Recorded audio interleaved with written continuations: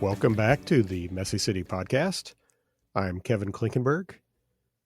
I'm excited today to have my friend Paul Knight joining us. This is kind of a funny month for me. It seems like get into some more academic subjects here this time. Paul, how you doing? It's good to see you. Hey, doing well. Good to see you.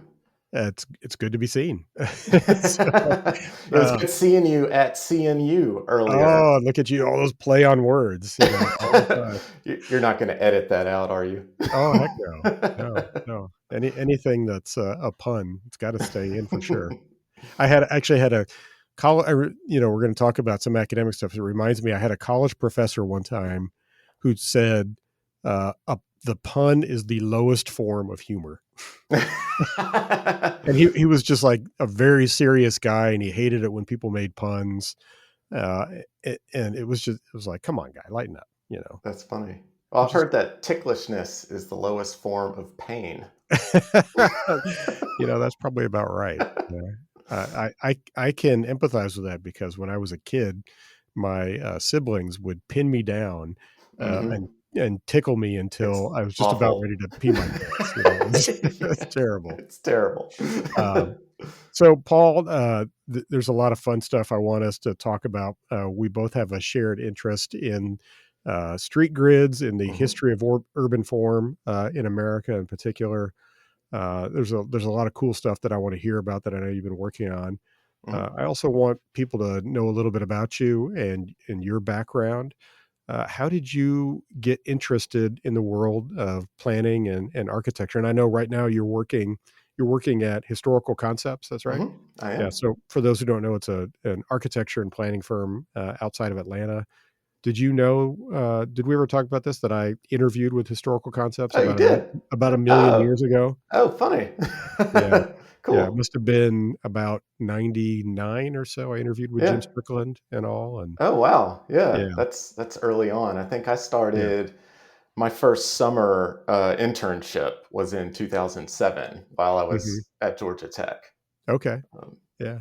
They were trying to get me to come down there, and it was very enticing. The firm does incredible, beautiful work. Well, thank you. It was not the right fit for me at the time, but I've always just admired the work that your office produces. Well, we've got an office in New York now, so I'm sitting in Manhattan as we talk. All right, fantastic. So, how did you come to this world? Were you always interested in like cities and all that sort of stuff? No, when I was, I think, when I was in middle school, I enjoyed drawing, and my dad bought me a drafting table, and I enjoyed like drawing comic books and things like that. But in high school, I took a course on architecture drafting, and absolutely hated it. The drawings and the plans were so messy with notes and dimensions that I was just like, oh, this is terrible. This is not for me. And so I did not pursue it. I decided to pursue physics instead when I went to Georgia Tech. And it was a couple years later that my hallmate, Jesse, who is now my coworker here at Historical Concepts, she was studying architecture. And I saw her like building models and doing all these cool drawings. And so that was my entree into the world of architecture. I saw the fun part of it at that point. Yeah, it kind of makes me wonder how many people got turned off from like a awful high school drafting class. Yeah, no, for real. It was, just really, boring and learning about AutoCAD and not cool design stuff. Just learning how to note a plan. It was not inspiring. So did you switch up degrees then while you're an undergraduate, or? So while I was studying architecture, I was introduced to city planning through Doug Allen. I took his History of Urban Form course and was just absolutely blown away by the stories that he would tell us about how cities grow and evolve over time, and like all the hidden structures of cities. And so I did continue and finish my degree in architecture, but then I also got a dual degree in city planning as well, Okay. and went through grad school. Right. Right. And then from that, how long before you ended up with historical concepts or in So this world? yeah, so I had worked with historical pretty much every summer almost while I Oh, wow. was at Georgia Tech. Yeah, and I was there for almost 9 years total, and probably did maybe 5 summers with historical. And so I think it was 2013 or no 2011 that I started full time. Yeah. Okay. All right. And so the kind of work that you're doing now, is it mostly planning work or how's that? We've recently started. We've allocated a few people here to focus on planning work, and so I'm one of those lucky few that's kind of spearheading that the little planning studio that we have here.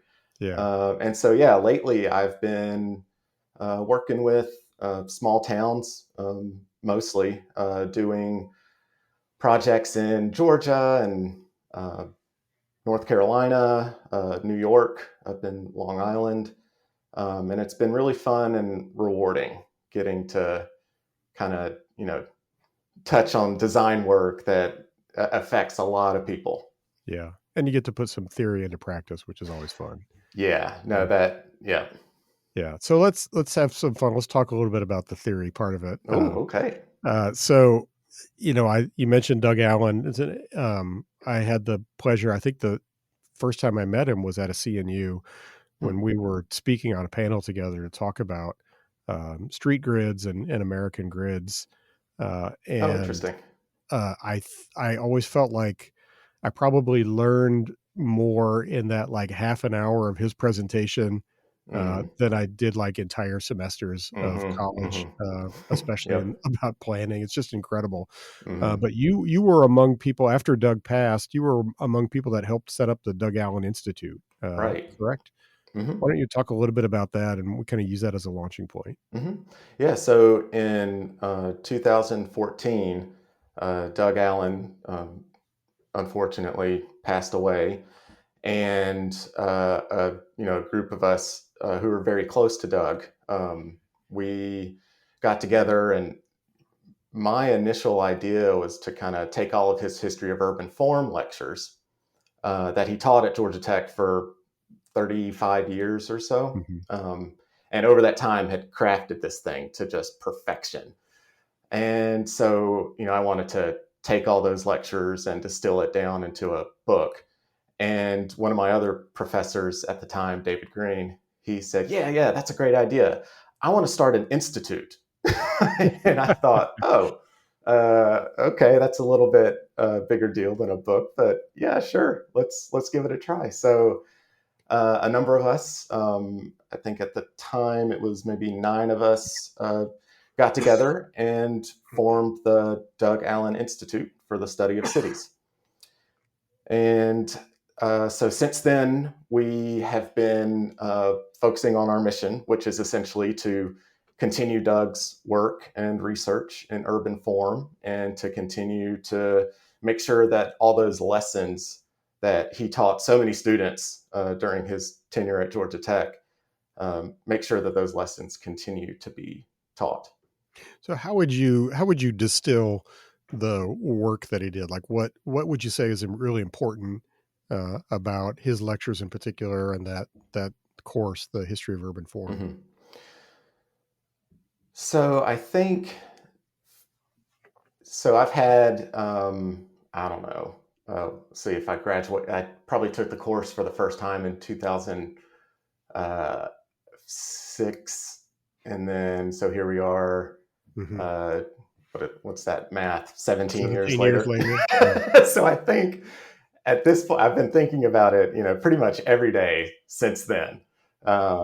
And for me, the what it did for me was it kind of distilled the messiness of Mhm. cities uh, down to its essential components. When you walk around a city, it's really easy to get distracted. So you've got buildings and people and trash, and you hear things and you smell things, and you're driving around or you're walking. It's oftentimes a messy place, Mhm.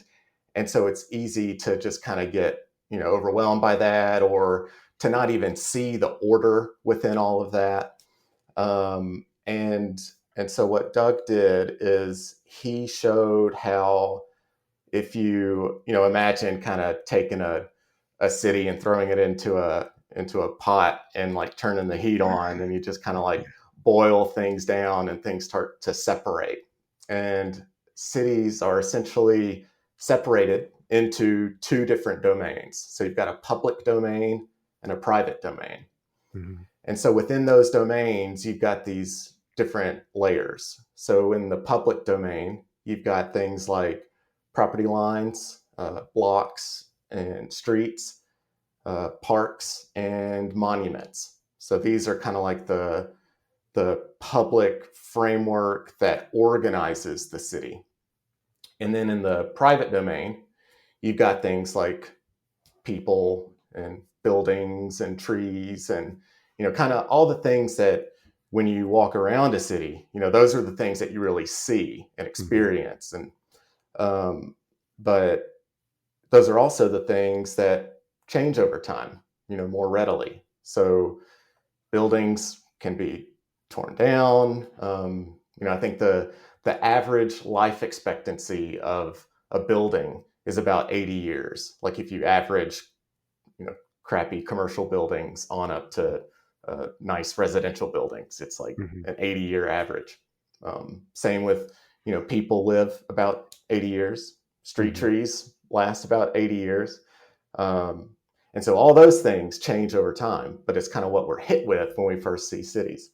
And so through Doug's course, he was just helped you kind of peel back those layers and to see what really is the city. What, like, if everybody went away or if all the buildings fell down, what's left? Mhm. And so it's that public framework. And I think part of the work of the institute is you made all of that available online. Is that right? Yes. The lectures. Mm-hmm. Yes. Yeah. If you go to DougAllenInstitute.org. And those were recorded lectures of him giving the presentations. Yes. So, luckily, Doug had never recorded these lectures before. I mean, barely even wrote them down, really. But a year before he passed away, or actually, I think it was a year before he was diagnosed with brain cancer, he was teaching this course and had just decided to record it, and so was able to record his get his genius finally Mhm. written down instead of just stuck in his head. Yeah, it's incredible. So I remember the presentation and the panel we were on. He gave, excuse me, he gave this fairly brief but fascinating history about the early settlement of the United States, basically Mm-hmm. from the colonial period up through past the Revolutionary War and all. And it was fascinating. So, like, I'll see if I can test your memory well. So, one of the little tidbits that I learned from him was that it's actually people give the misnomer they misname the plan for the United States. They call it the Jeffersonian grid, but it's not really a Jeffersonian grid. Do you remember Right. this? I do remember that it's actually not Jefferson, Yeah.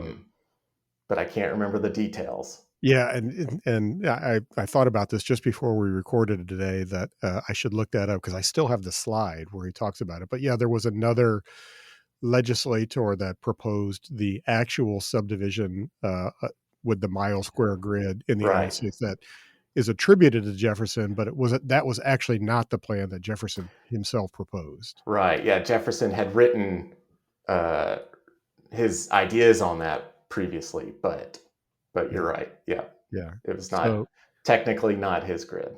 right. So there were all sorts of fun little tidbits like that Hmm. all throughout. And if I remember right, I think at the time I was presenting and talking about Savannah and the Savannah Plan, Hmm. which also has its own kind of unique contribution to American history in that regard. Oh, definitely. Uh, yeah, but you and I kind of met in that world because Hmm. we have had that shared interest in the American grid in a lot of ways, and It's I, the I s- misunderstood urban form. right, and I suppose I was put in place in many of these discussions as like the defender of the grid, Yeah. uh, which is true. But Yep. so tell me, what's your best defense of because we've got many friends and colleagues who think that the American city grids are awful. They make for terrible cities compared to places in other countries. What's your best defense of the American street grid? My best defense is just to go to a city with a grid and just there you go. Like, go to Chicago, go to New Orleans, go to every small town in America. Like, all these great examples of urbanism. Uh, they're out there and they are predicated on a grid. And I mean, not all great examples of urbanism are on a grid, Right. but many grids produce many great cities. Yeah. And I mean, you gave a few really great examples there. I mean, San Francisco is another one, Mhm. obviously. And we've often had this debate back and forth. The anti-grid people will talk about how it's monotonous Mhm. and it doesn't sort of account for topography very well. But then you go to someplace like San Francisco, which has a pretty Mhm. relentless street grid laid over topography, Mhm. and it's adapted and modified in some just absolutely incredible ways. Yeah, and I've always thought about comparing San Francisco to New York, both predicated on a grid, but in San Francisco's case, they preserved the topography, and in New York's case, they largely flattened the Hmm. topography, except in the more northern part of the city. But I've tried to ask, and maybe I should ask Chat GPT this question too, but um, what is the compelling argument for preserving topography?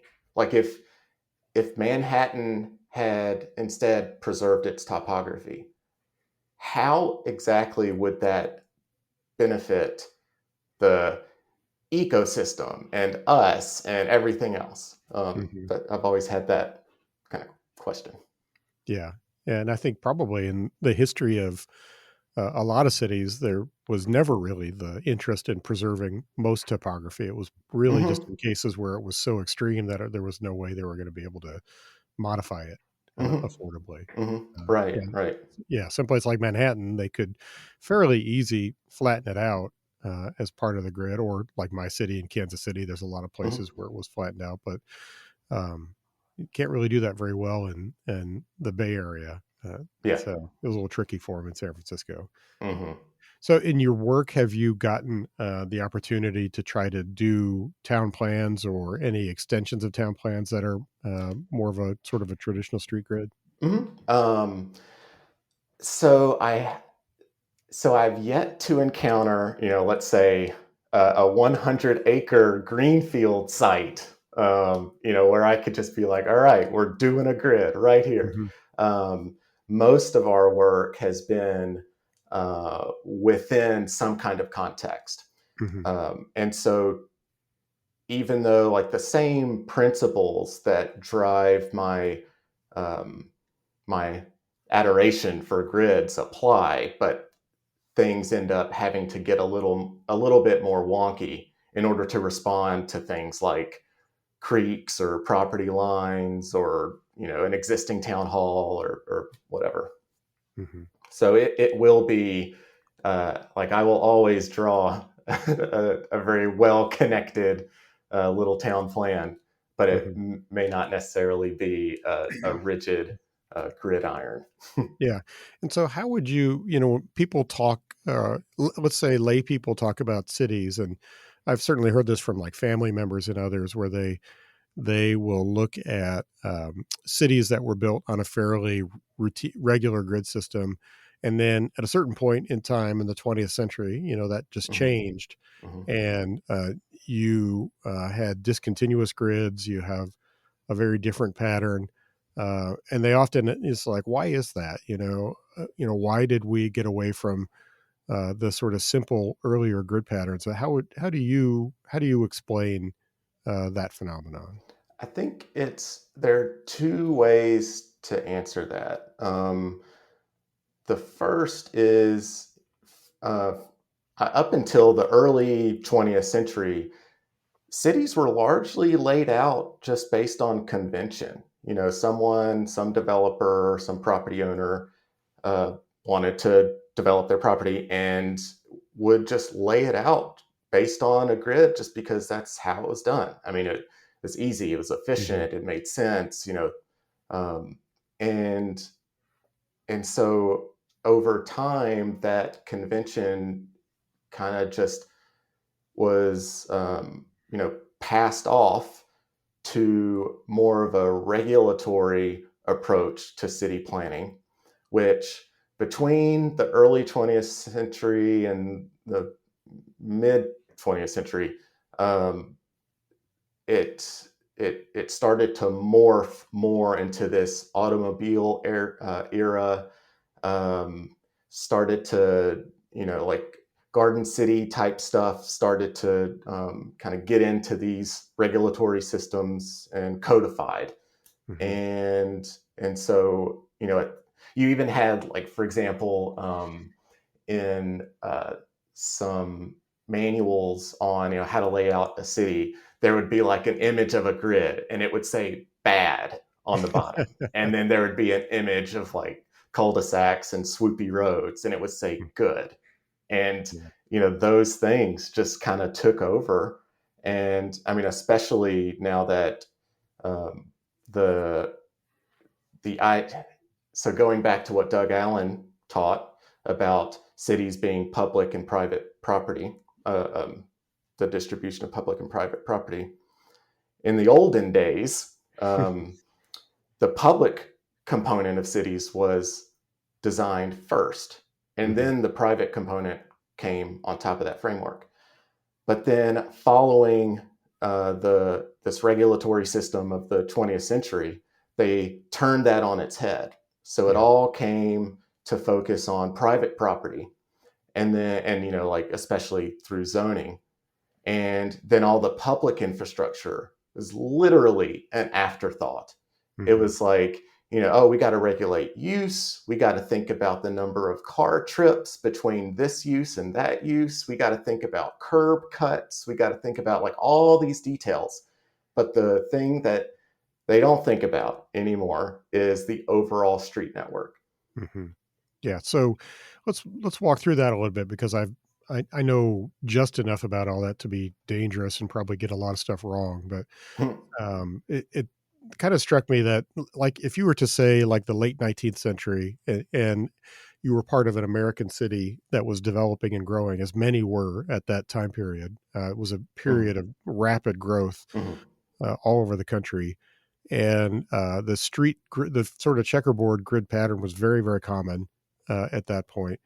So most, in like my city, obviously in Kansas City here, if we our boom period was probably the 1880s to the 1920s in many respects. It city city government and oversight was very minimal in that era. There were no planning departments. Right, There was no planning commissions. There was no zoning ordinance. right. Uh, how but yet, entire neighborhoods were developed. Mhm. How would those streets and patterns have been laid out? Was it property owners basically did a survey and laid something out? And I mean, they weren't really seeking approval from anybody, or was it, how much of it were cities themselves proactively saying this is where the rights of ways are going to Mhm. be? I mean, a lot of it was just developer by developer. And in these cases that they had, substantial tracts of land. Mhm. So in, for example, downtown Atlanta, there are predominantly three tracts of land that make up kind of the central core of downtown Atlanta. And as that developed over time, like, one developer oriented it to right angles with their property lines. The next developer oriented it to the right angles with the railroad that came sweeping through, and then the other one kind of did the same thing. So you end up with this like a wonky little quilt kind of framework of these three very rigid grids, but they just kind of crash into each other at these odd angles. And um, since I'm living up here in New York now, uh, I've been looking at New York City maps a lot, and there's obviously substantial development here in the city that also took place in the 1800s, and it's like, just imagine taking downtown Atlanta and just doing that hundreds of times. I mean, Mhm. it just happened so extensively here. If you look at Brooklyn, uh, I mean, it's just little patchwork after patchwork of all these grids oriented in all these different directions, just slamming up, relative to each other. And so that's just how it happened, Yeah. just parcel by parcel with So big that parcels. Yeah, so it does strike me, like you said, a lot of that was just convention. Hmm. Hmm. That was it was the logical, easy thing for people to do, and it kind of tied in also with the American system of property ownership, which was really all about developers trying to create parcels to subdivide to sell to Hmm. people, which was different from the European experience, for example, Right. where a lot of them came from. Yeah, exactly. Um, Yeah, so I've always found that kind of interesting to think about, like, because I know you and I've had this discussion before in thinking about street grids that uh, why don't more planners or planning commissions just take that initiative and say plan out the street grid for however their city is growing, Hmm. and then have property owners work within that framework. Hmm. Have you had those discussions with planners before? And Yes, I have, and I think it boils down. I really think it boils down to public education, not just like education of the public, but education of planners as well. It's still in planning school. It's still an afterthought to even discuss street networks. Mhm. Planning school focuses very heavily on um, you know zoning and public policy and um, Administration, yeah, administration, things that yeah, are important, but it's just missing that fundamental layer of urbanism, which mhm, is the distribution of public versus private property.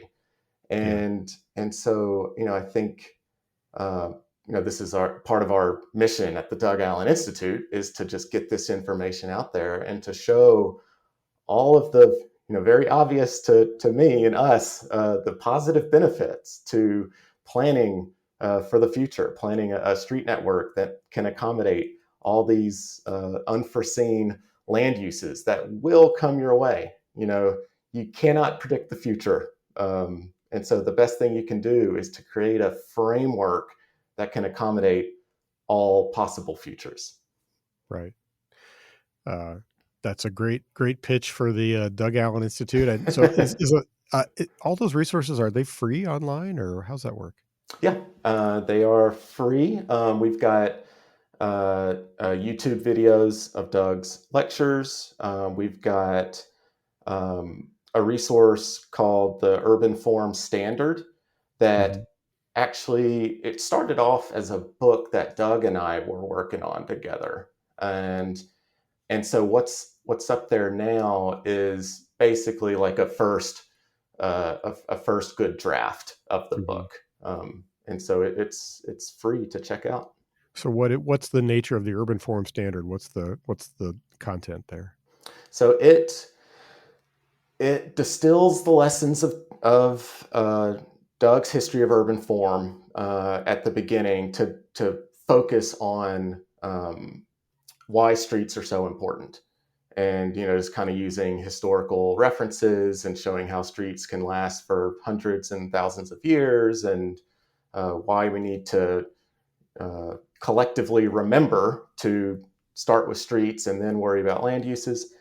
And then after that introduction, we get into the specifics of, okay, so we want to design this master street plan. Well, how do we do that?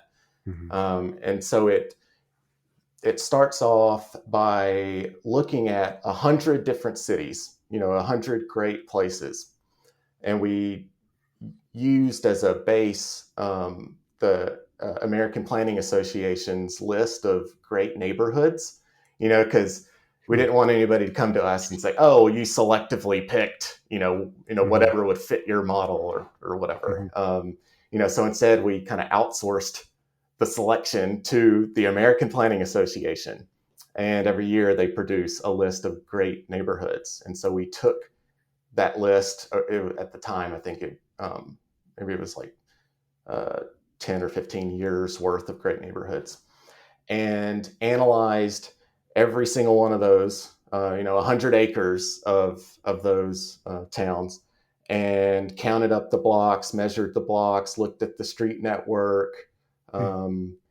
looked at the parks, and kind of quantified what was happening in all those neighborhoods and developed these, we call them rules of urban design. So we've got, we start with the number one rule being block size. Mm-hmm. If you can only do one thing, this would be the rule that could capture like 80% of what we're talking about. And that's, just to make sure that blocks have a perimeter of, somewhere around 2,000 feet, sides that are at least around 200 feet long, and maybe at most around 600 feet long. Mm-hmm. And the reason I'm using these kind of around and at least terms is because it's not an exact science. Like, you can always find an anomaly somewhere, even in a very consistently designed neighborhood. Mm-hmm. But the goal is just to kind of get the gist of it. The bulk of the design should follow these rules. And so then from block size, we go on to talking about right-of-way widths and alleys and street network orientation and things like that. So that's called the urban form standard. Urban form standard. And I Right. think that's .com. I don't know if we have a .org for that. But you can also, there's also a link to it at the Doug Allen website. Do you remember, or did you ever see the work that our friend Lee Sobel produced about courthouse or courthouse towns? Yeah. Or county seat towns, I should say. Yeah, I do remember that. Lee has never published this before. I think he presented it at one or two CNUs, but it's also really interesting. He surveyed with just aerial mapping every county seat town in the country to basically look for patterns at how they were developed, and came up with basically ended up categorizing them into a pretty small group of different plan types and patterns that have been repeated over and over. I mean, there are a lot of variations. There's a lot of really funny, interesting twists. Yeah. And I think his thought process on that was, like, in many parts of the country, it was the county seat that would have had more formal planning associated with it, because it was the seat of county government. So it's really, but it's interesting because it kind of shows that the prevalence of those patterns, but also lots of really interesting variations that you see, all over the country, some of which are just utterly bizarre when you look at them on a map. Yeah. So, like you said, there's rules uh, and there's sort of patterns to live by, but it doesn't mean you can't break them and do some Right. other things with it. Yeah, yeah. There. I mean, we took the very scientific approach, but it's also an art. Yeah, yeah, Yeah. no doubt, no doubt. So the other thing is the Urban Form Atlas part of that same work then? It is tangentially part of that Okay. same work. Like it's maybe an offshoot. Yeah. So the Urban Form Atlas is kind of taken that precedent research of the Urban Form Standard and presenting our precedent analysis in a very compelling and beautiful way. So uh, last year, or actually it was the beginning of this year, January 2023. Yeah. We successfully had a Kickstarter campaign funded, Hmm. um, and which allowed us to develop 10 beautifully designed maps of these great cities in the U.S. and kind of look at it through the filter of this urban form analysis that I just talked about. So Hmm. looking at the blocks, looking at whether they're alleys or not, looking at how wide are the rights of way, and then we did that for 10 cities, and then we developed one plate that kind of summarizes our findings into some infographics. Hmm. And our hope is to continue that work and to keep that project going because Hmm. we only did 10 neighborhoods, so there's Right. thousands out there that are worthy of study. Yeah. Interesting. Okay. And that's also available online somewhere to look at, or? If you go to DougAllenInstitute.org, there Uh-huh. is a link to the Urban Form Atlas, and you can purchase a PDF, Hmm. and your purchase will help the institute continue to do this kind of work. Interesting. Okay. Well, I'd highly recommend that stuff. If you're at all interested in cities or planning or nerding out on this sort of stuff, that it's pretty amazing, and it's definitely worth anybody's time to go watch the lecture series, Mhm. the Doug Allen lectures. So, Paul, I want to talk also while I've got you. When one of the last times that I saw you was at the CNU in Savannah, when we hosted that one, and you gave this really great presentation that I still tell people about, which is kind of talking about base 10 versus base 12. Uh, which really gets, it sounds esoteric, but I wonder if you could talk a little bit about that, because I actually found it really interesting, and it's kind of warped my thinking a little bit Awesome. in many ways, Oh, that's many fun. daily ways that I like realize now. Once you see it, you can't unsee it. Yeah. And base 10 versus uh, base 12, we're taught to count by tens. I mean, we've got 10 fingers. We think, oh, the metric system, boy, they know what they're doing because that's based on base 10, and boy, it's so easy. But then if you really kind of look around and think about it, it's like, oh, wait a minute, my ruler has 12 inches, and my clock has 12 hours, and my measuring cup has is divided up into thirds and quarters, and um, uh, humans, we literally divide in as when we're conceived, we divide into half, and Mhm. those cells continue to divide into halves, and so if you take all these different divisions of halves and thirds and quarters, it actually turns out that mathematically it's just a lot easier to deal with that on a base 12 system than a base 10 system.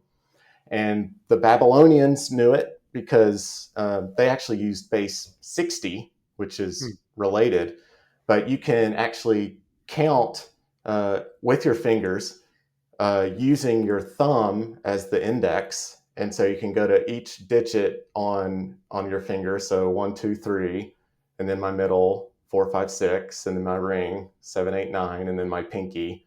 10, 11, 12. Hmm. And so and then you can use your other hand to then count how many 12s you just counted. And so then you can, count up to 60 with two hands. But, in the field, if you're a carpenter or you're a surveyor, the math based on base 12 it's just a lot easier to do the mental math around it, and you don't need a calculator. And so part of that is just because you can divide it up in multiple ways, And then whereas 10 is much harder to divide. yeah, so if you think about it, we don't ever divide things just once. It's not like one and done. We'll like divide up some land, and then so and so inherits it, and then they have some kids, and then those kids get the land, and then their kids get the land, and so things get divided up consecutively over time. And so, in that presentation, I had a diagram that showed, okay, if we do these successive subdivisions on 10 or 1,000, and we do the same thing to 1,200, how does that math shake out? And so I think 10 made it to, I don't know, like 3 levels of subdivision, whereas 12 got all the way down to 10 levels of subdivision. So it's something that, this nature of 12ness gets inherited. And so the usefulness of it can extend through time. There's actually the Dozenal Society of America.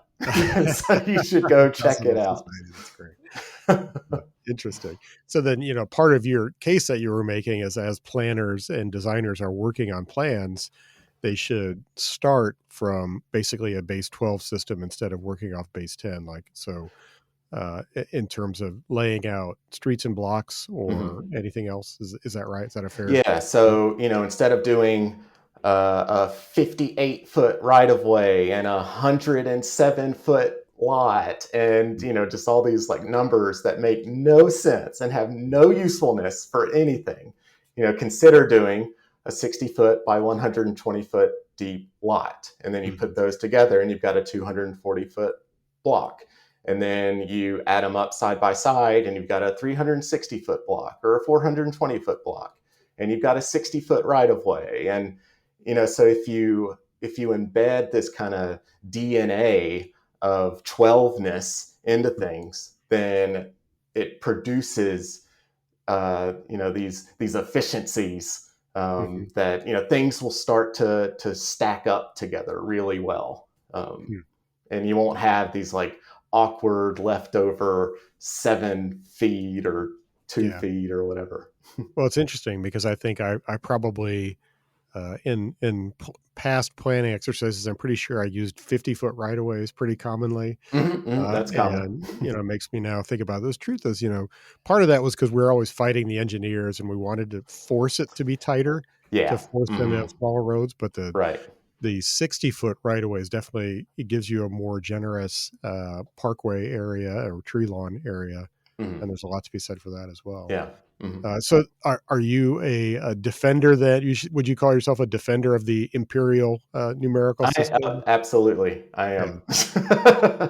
So what do you say to people who are always trying to push the metric system onto us? I'd say just go read a clock. Have you read, there was a great book that I read not long ago that talked about, I think it actually ended up getting into the gridded plan for the United States, but it talked about the origin of a lot of the numbers, weights, and measures that we use today, and kind of how they all ultimately came together in different parts of the world. It really is a fascinating history, and I got really deep into it during grad school, which was a dozen years ago, so I cannot remember the details. A dozen, so to speak. But it is a fascinating history. There's a reason that things developed the way they did. There's a reason that we decided to go from a 5,000-foot mile to a 5,280-foot mile. There's an incredible relationship between the imperial system or the base 12 and base 10 through the chain system, 66-foot chains, where you can kind of jump back and forth between the two systems very easily. Well, it was 66 feet. That's a rod. Is that right? 66-foot is a chain. I think a rod was 16 and Okay.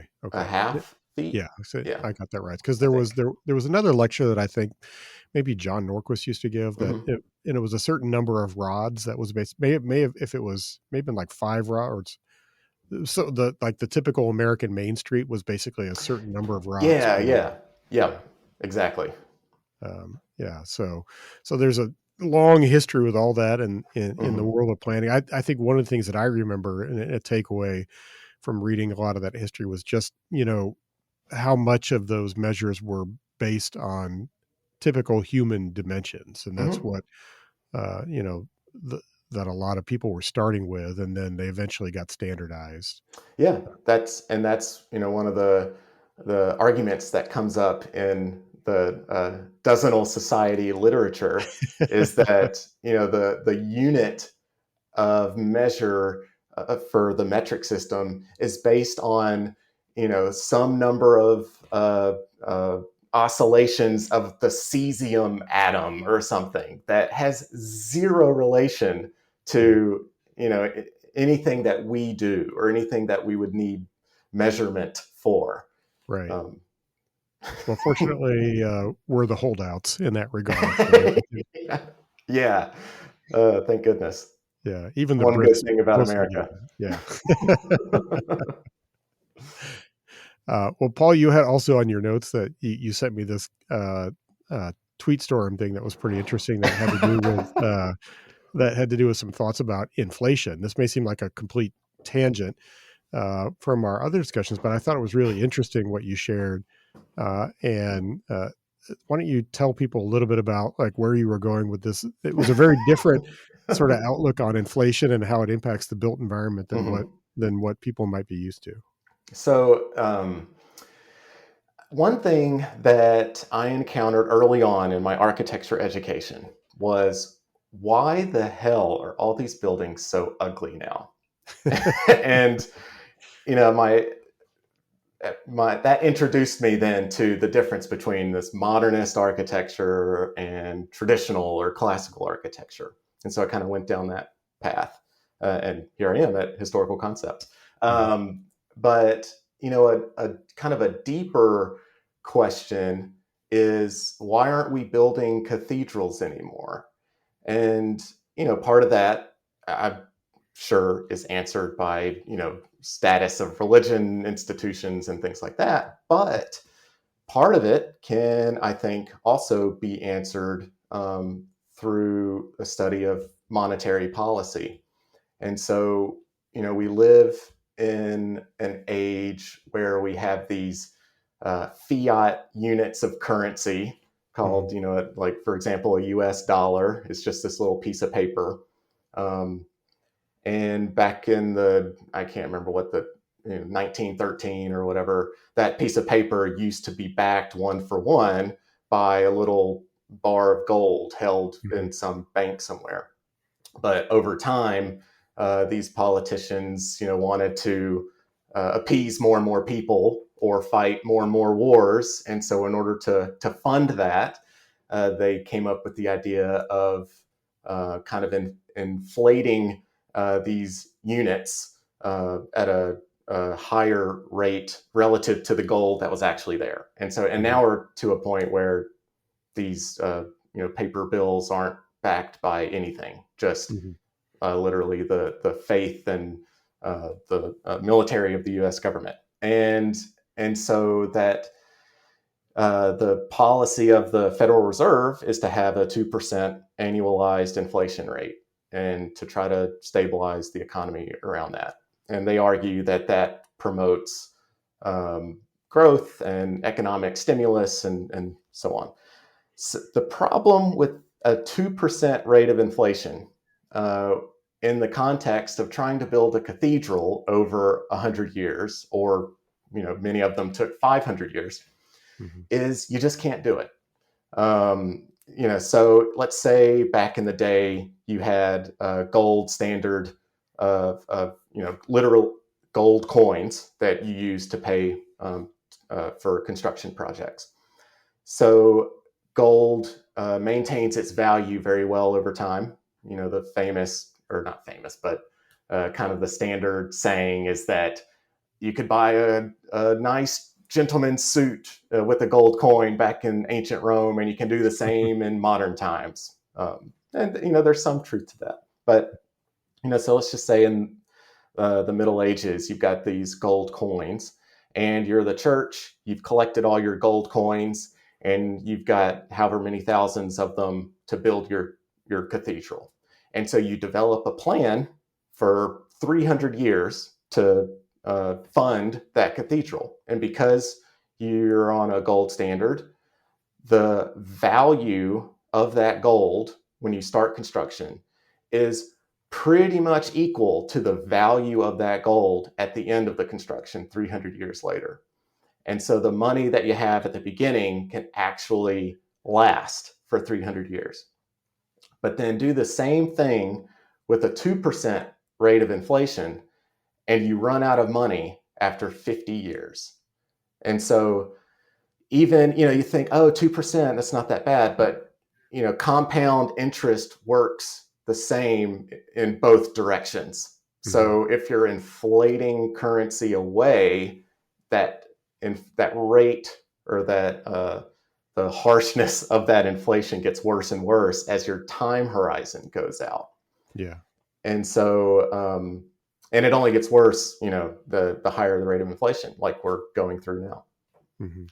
So that was one rabbit hole that I went down trying to link, what is happening in the world? what just trying to make sense of this.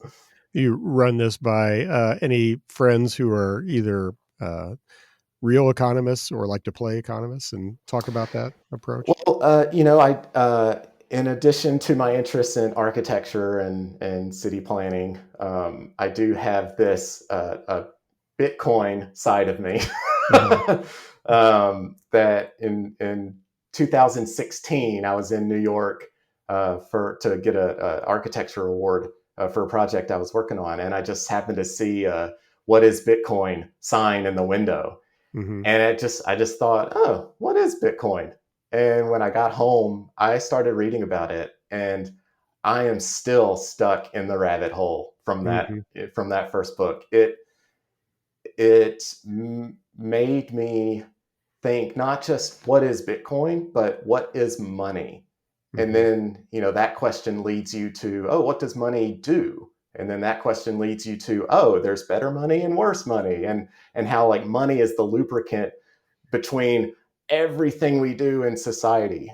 And with my focus in architecture and city planning, I started to actually kind of put the pieces together of how monetary policy affects this realm that I'm in, that like intimately familiar with, like architecture and planning, and to see how that's affected by it.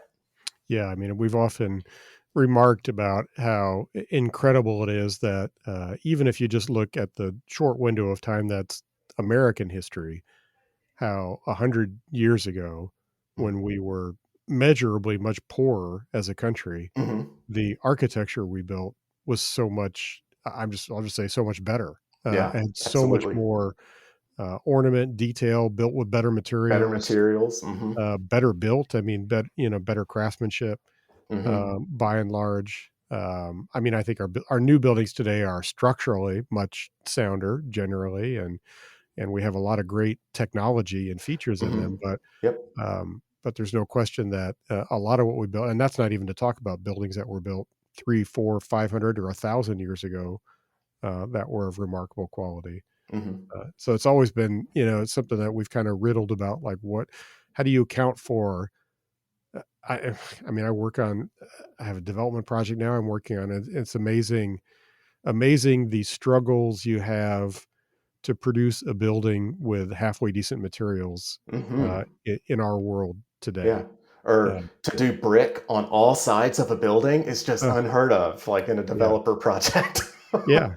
Yeah. When Yeah. I had Clay Chapman on here, a couple of weeks ago, and we were talking about his buildings and his experience. And there is an interesting uh, twist now how there is so much, there's so many code requirements that have been put on even contemporary wood framed buildings, that the old school triple wide masonry buildings that he's building, there's not a lot of cost differential out of that anymore to produce a building than like if you were Mm. going to build a wood frame building with a brick veneer. Hmm. Hmm.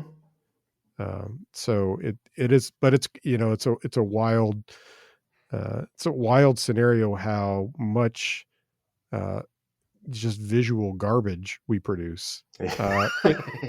in a world where we're such a rich country, uh, Hmm. we have such immense wealth, and yet so much of what we can. I mean, I always think about this. What really breaks my heart most of the time is when you go around and you see like new churches or Oh my gosh. civic buildings that are being built, Yeah. and they're like, they're metal buildings, they're Butler Yeah, it's buildings. like a strip mall unit. Yeah. Yeah.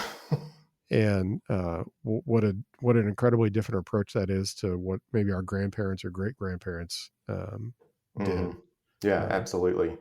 And so, I mean, Chuck Marin has talked a lot about this at yeah, Strong Towns. yeah, That kind of link between the economic forces and yeah, the at play on architecture. yeah. And I'm not smart enough to understand all how all those pieces work together, but I think there's no doubt that there are so many changes we put in place in our world in the last 100 years that Hmm. I mean, you just can't help but look around and say, "I'm sorry, but what we're producing generally is worse." Yeah, Or it's yeah. certainly I would say the average building that we built today is not nearly as good a quality as the average building 100 years Hmm. ago. Well, they're Uh, not built to last. They're yeah, built to last to the end of the pro forma. yeah. 7 years or 10 years or whatever it is. Except except they do last. So that's the crazy thing. It's like because even a lot of crappy homes built with T111 siding and other things, they're still around 40 years later Hmm. or 50 years later, Yeah. because you get that sunk cost of the fact that they're there. Well, one thing I've noticed in living in New York City is it almost feels like I live in the ruins of a once great city. Hmm.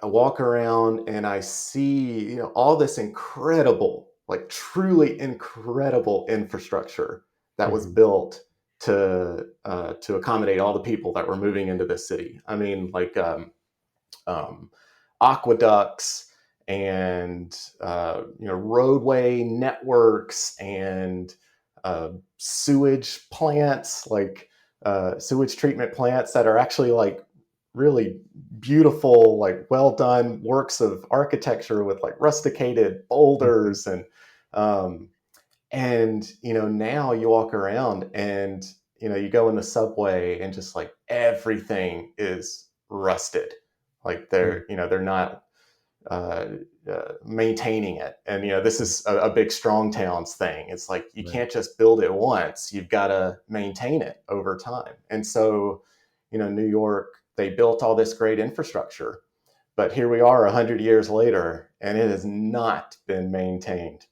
Yeah. And so I'm Well, just waiting for things to start collapsing. it makes for a great movie set. Did you ever see that movie? I think from the '80s. I think it was called Escape from New York, Hmm. Hmm. where they Yeah. where they turn all of Manhattan into a high security prison. Yeah. Fantastic. And Snake something or other was the main character. Yeah. Uh, because basically what happens is like I think it's the president and the first lady crash into it, and then there's this whole like rescue mission to rescue them from the Uh, high security prison of Manhattan. It's wild. It makes for there's great yeah. shots in the supposed subway system and everything else. Hmm. It's pretty wild. But I mean, I know what you mean. My brother lives in the city of St. Louis, Hmm. and like a lot of older cities, the public infrastructure that was built 100 150 years ago, they have in St. Louis, they have these water towers that were, there are historic water towers that are still Yeah. functioning. Yeah. And there's multiple of them. They're gorgeous. They're Yeah. just like incredible pieces of architecture and Hmm. sculpture that are just amazing. Um, Yeah. so yeah, and now we just do the basic, most simple engineered thing that Hmm. we can possibly do. So something else. Yeah. Paul, it's been about an hour. We should wrap this up. I do want to ask you one final question that I ask all my guests, Okay. this is the Messy City podcast.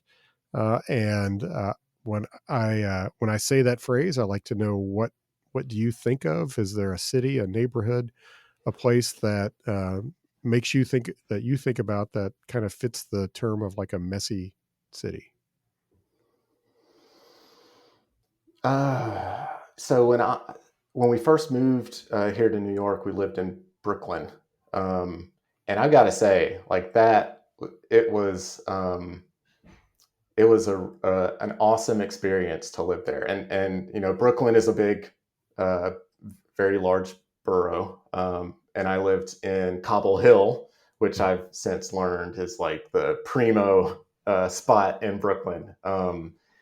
And to me, it just had like all those layers of urbanism that Doug Allen would talk about, Mm-hmm. done in a way that was like well designed, well done, well balanced. It was there's a lot of people there, but it's not like overcrowding. Like I kind of feel like it is here in Manhattan. There's order, but there's a lot of disorder. Mm-hmm. Um, when we first moved there, I parked our moving truck and it was just like mayhem. Like I felt like I was back in India. There's like people just jaywalking all over the place and illegally parked everywhere, and their cops are standing there and they're not doing anything about it. And it's just like this messiness that I really enjoyed. Yeah. That's fantastic. All right. We'll have to put that on the list. I've spent a little time in Brooklyn, but Mhm. not nearly enough. And that sounds like a great place to visit. So, Paul, thanks so much for doing this. Everybody, check out the Doug Allen Institute when you get time. And Paul, let's do this again sometime. Thanks a Yeah. lot. Thank you.